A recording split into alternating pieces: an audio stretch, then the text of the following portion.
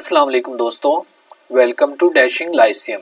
Date है आज की 23 फरवरी 2023 और आप सबको खुशामदीद कहते हैं आज के आर्टिकल डिस्कशन सेशन में। आज हम सिर्फ एक आर्टिकल को डिस्कस करेंगे और वो है बैड एजुकेशन। ये डॉन न्यूज़ के आज के पेपर से लिया गया है और ये स्पेशली रेफर करता है हमारी जो मिस एजुकेशनल प्रैक्टिसेस हैं उसके बारे में। तो डिस्कशन शुरू करने से पहले दोस्तों हम एक छोटे से एक्सपेरिमेंट के बारे में बात करते हैं। ये आप तस्वीर में देख रहे होंगे एक छोटा सा इंसेक्ट, इसका नाम है फ्लीज और ये ज्यादातर मैमल्स के, खासकर जो पेट जानवर हैं जैसे कैट, डॉग, ये उसके स्किन के ऊपर एज अ पैरासाइट रहता है और इसका मेन जो फूड चेन है वो है ब्लड को एक्सट्रैक्ट करना और फिर उसको डाइजेस्ट करके अपनी एनर्जी प्रोड्यूस करता है। इस एक्सपेरिमेंट में बहुत सारे फ्लीज को लिया जाता है और उसको एक शीशे के जार के अंदर रख दिया जाता है। तो जब उस शीशे के जार के अंदर रखा जाता है तो ये क्या करते हैं, ये बाहर निकलने की कोशिश करते हैं। ये जार की बाउंड्रीज के साथ कोलाइड करते हैं, ये उसके ढक्कन के साथ कोलाइड करने की कोशिश करते हैं और ये बाहर निकलने के लिए रास्ता ढूंढने की कोशिश करते हैं। और जब इसके ऊपर से ढक्कन को बंद कर दिया जाता है और इनको 3 दिनों तक छोड़ दिया जाता है तो वो फ्लीज क्या करते हैं, उनका बिहेवियर चेंज हो जाता है। 3 दिन के बाद वो जार से बाहर आने की कोशिश नहीं करते और इसका नतीजा ये निकलता है कि वो फ्लीज सारी जिंदगी उस जार से कभी बाहर नहीं आ पाएंगे। और एक्सपर्ट्स के मुताबिक कि जब ये फ्लीज रिप्रोड्यूस करेंगे, उनकी जो आने वाली नस्लें हैं वो भी अपने बड़ों के पैटर्न को फॉलो करेंगे और वो भी उसी इन्वायरमेंट को अपनी कुल कायनात समझेंगे, क्योंकि उनके जो बड़े हैं वो एक चीज को जब फॉलो कर रहे होंगे तो बच्चे भी उन्हीं को फॉलो करेंगे। इससे जो जिंदगी में एक सबक मिलता है उस पे डिस्कशन करने से पहले आइए एक छोटी सी वीडियो देखते हैं। Training fleas requires a glass jar with a lid. The fleas are placed inside the jar and the lid is then sealed. They are left undisturbed for 3 days. Then, when the jar is opened, the fleas will not jump out. In fact, the fleas will never jump higher than the level set by the lid. Their behaviour is now set for the rest of their lives. And, when these fleas reproduce, their offspring will automatically follow their example.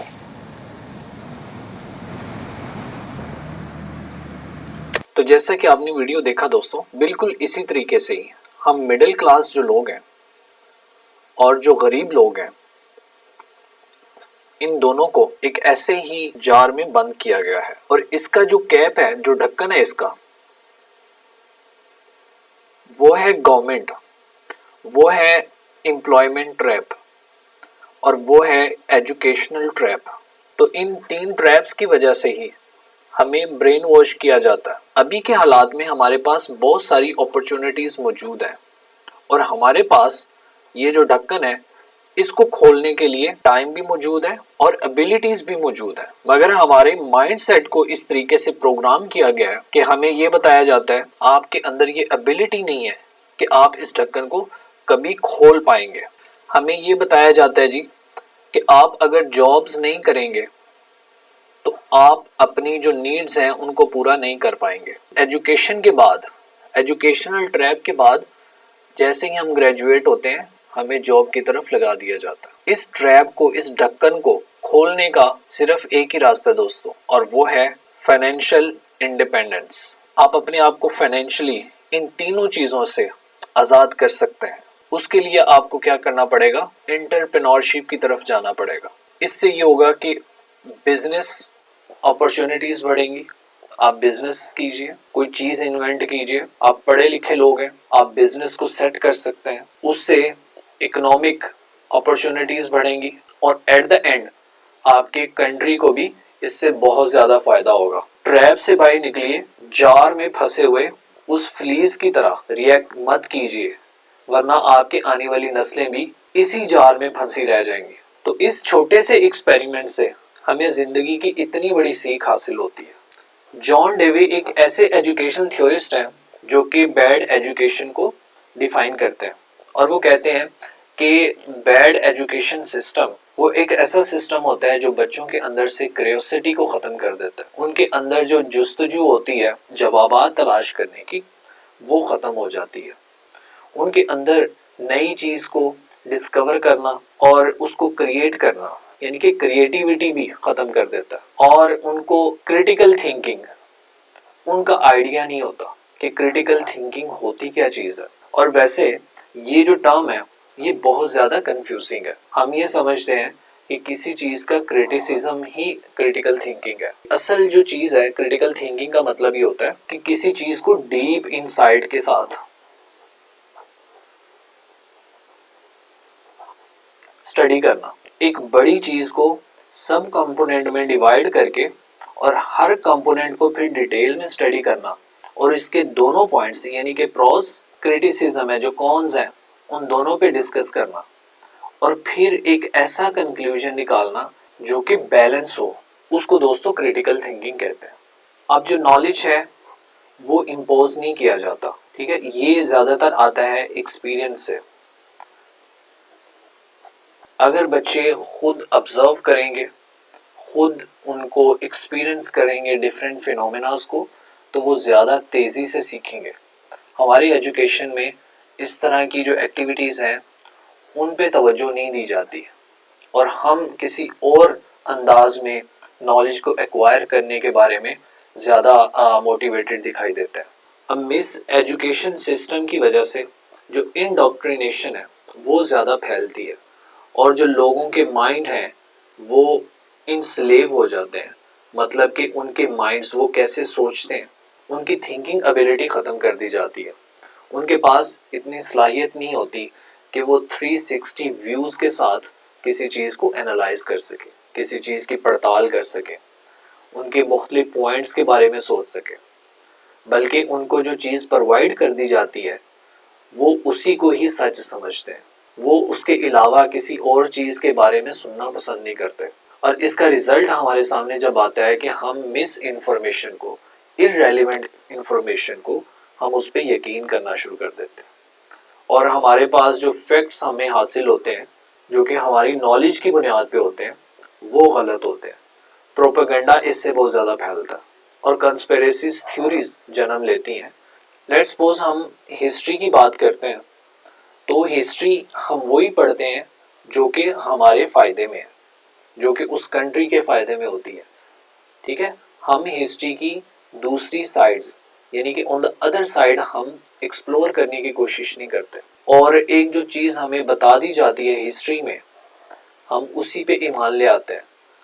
ہمارا research جو capability ہے وہ بالکل نہیں ہوتی, جس کی وجہ سے کیا ہوتا ہے جو کانسپیریسی تھیوریز ہیں زیادہ پروموٹ ہوتی ہیں, ان کے اوپر بلیو اسٹرینتھن ہوتا ہے. تو یہ جو ساری چیزیں ہیں یہ بیڈ ایجوکیشن میں آتی ہیں. اس سے جو امپیکٹ ہوتا ہے وہ کوگنیٹو بائسنس کا ہوتا ہے. تو آئیے سمجھتے ہیں یہ کوگنیٹو بائسنس کیا ہوتی ہے. دیکھیں, ایک پروڈکٹ ہے اے اور دوسرا پروڈکٹ ہے بی. اب ایک شخص ہے, اگر وہ بیمار ہے تو ہو سکتا ہے اس کی بیماری کا جو علاج ہے وہ پروڈکٹ اے کے انگریڈینٹس میں ہو. بٹ ہوتا یہ ہے چونکہ اس شخص نے ساری زندگی پروڈکٹ بی کے بارے میں زیادہ سنا ہوتا ہے, اس نے پڑھا زیادہ ہوتا ہے, اس کی ساری زندگی میں جو ایکسپیرینس ہوا ہوتا ہے وہ ایسے لوگوں کے ساتھ ہے جو کہ ظاہری بات ہے اسی کے ایجوکیشن فیلوز ہوں گے, تو وہ کیا کریں گے پروڈکٹ بی کو زیادہ پریفر کریں گے. جبکہ پروڈکٹ بی میں اس طرح کی انگریڈینٹس ہی موجود نہیں ہے جو بیماری کو ختم کر سکے. تو وہ کیا ہوتا ہے, وہ کوگنیٹو بائسنس ہوتا ہے پروڈکٹ بی کے بارے میں. تو یہ جو چیز ہے اس کی وجہ سے ہماری جو چوائس ہے اور ایکشن وہ انفلوئنس ہوتے ہیں, اور ہم جو ڈیسائیڈ کرتے ہیں, جو ڈیسیژن لیتے ہیں وہ irrational ہوتے ہیں. جیسے فار ایگزامپل ہم ساری زندگی یہ سنتے آئے ہیں یہودی سازش. یہ جو ایک ایسا بیانیہ ہے جو ہمارے پولیٹیشنز نے بنایا, اور یہ لوگ یہودی سازش کو جواز بنا کے یہ آرگومنٹ دیتے ہیں کہ ہماری جو اس وقت ترقی ہے اس کی جو سب سے بڑی وجوہات ہیں وہ یہودیوں کی ہمارے خلاف سازش ہے. دیکھیے, ہوتا یہ ہے کہ جو پولیٹیشنز کی ان ایفیشنسی ہے اس پہ پردہ ڈالنے کے لیے وہ اس کا بلیم کسی اور چیز کے اوپر دھر دیتے ہیں. اور ہماری عوام چونکہ ایجوکیشن سسٹم ہی ایسا ہے, ہم دوسری سائڈ کو ایکسپلور نہیں کرتے کہ واقعی میں کیا یہودی اتنی ویلے بیٹھے ہوئے ہیں کہ وہ ایک ایسی نیشن کے خلاف سازش کریں گے جو اکنامکلی بینکرپٹ ہو چکی ہے. دوستو یہ سوچئے کہ ہمارے جو گورنمنٹ کے ڈپارٹمنٹس ہیں ان میں زیادہ تر میں رشوت لی جاتی ہے. ہمارے جو پولیس کے افسران ہیں وہ چائے پانی مانگتے ہیں عوام سے. تو کیا یہ یہودی سازش ہے؟ دوستو اس بات پہ غور کرنے کی ضرورت ہے کہ ہمارے گھروں میں جو دودھ آتا ہے اس میں تقریباً 40% دودھ ہوتا ہے، 40% پانی ہوتا ہے، اور باقی جو 20% ہے یہ کیمیکل ہوتا ہے. اور یہی دودھ ہم اپنے بچوں کو پلا رہے ہوتے ہیں. یہ جو دودھ پرووائڈ کرتے ہیں یہ سارے مسلمز ہیں، پاکستان میں رہتے ہیں. تو کیا یہ جو دودھ میں ملاوٹ ہے اور اتنی خطرناک قسم کی ملاوٹ کہ 20% اس سے زیادہ کیمیکل استعمال ہوتا ہے، تو ان کا ہمارے بچوں کی صحت پہ کیا امپیکٹ ہوتا ہوگا؟ تو کیا یہ یہودی سازش ہے؟ آرگومنٹ دیا جا رہا ہے کہ ہم اپنی ہر قسم کی ان ایفیشنسی کو بلیم کرتے ہیں ہمارے ایکسٹرنل اینیمی پہ. اور ہمارے جو اسکول ہیں دوستو وہ اپنے اسٹوڈنٹس کو آزادانہ سوچنے کی اجازت ہی نہیں دیتے. وہ کہتے ہیں کہ آپ اس جار میں بند ہو جاؤ کیونکہ آپ میں اتنی کیپیسٹی نہیں ہے کہ آپ اس جار کے ڈھکن کو کھول سکو اور یہ دیکھ سکو کہ باہر کا جو انوائرمنٹ ہے وہ کتنا وسیع ہے.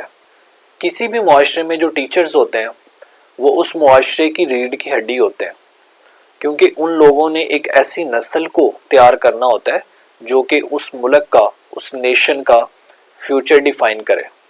اور ہمارے ٹیچرز جس چیز پہ ایمفسائز کرتے ہیں وہ ہے میمورائزیشن.